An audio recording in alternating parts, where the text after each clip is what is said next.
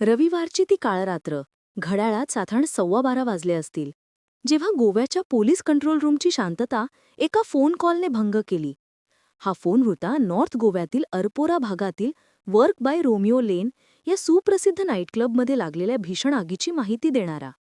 माहिती मिळताच पोलीस आणि अग्निशमन दलाच्या जवानांनी तात्काळ घटनास्थळी धाव घेतली.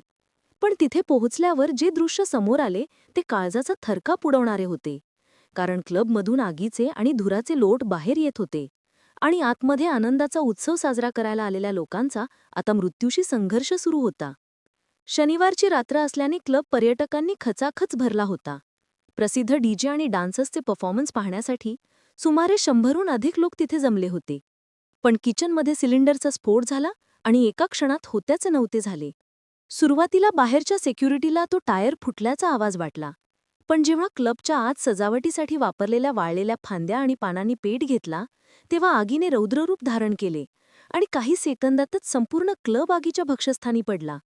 दुर्दैवाची गोष्ट म्हणजे आगीच्या ज्वाळा पाहून घाबरलेल्या लोकांनी बाहेर पडण्याऐवजी बेसमेंटचा आश्रय घेतला, जिथे आधीच कर्मचारी उपस्थित होते आणि तिथेच जमलेल्या प्रचंड धुरामुळे श्वास गुदमरून तब्बल 25 जणांचा नाहक बळी गेला, तर काहींचा आगीत होरपळून मृत्यू झाला. या घटनेतील सर्वात धक्कादायक बाब म्हणजे बचावकार्यात आलेले अडथळे.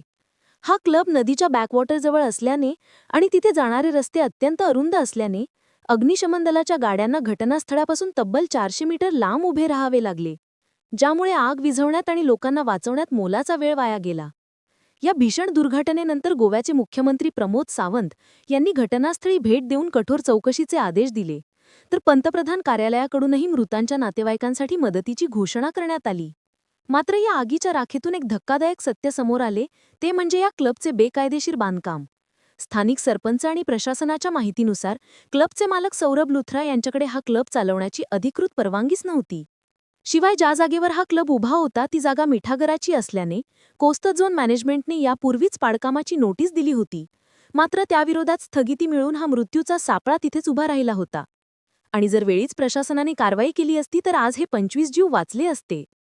आता या प्रकरणी क्लबच्या मॅनेजरला अटक झाली असून मालकावरही कारवाईचा बडगा उगारला गेला आहे.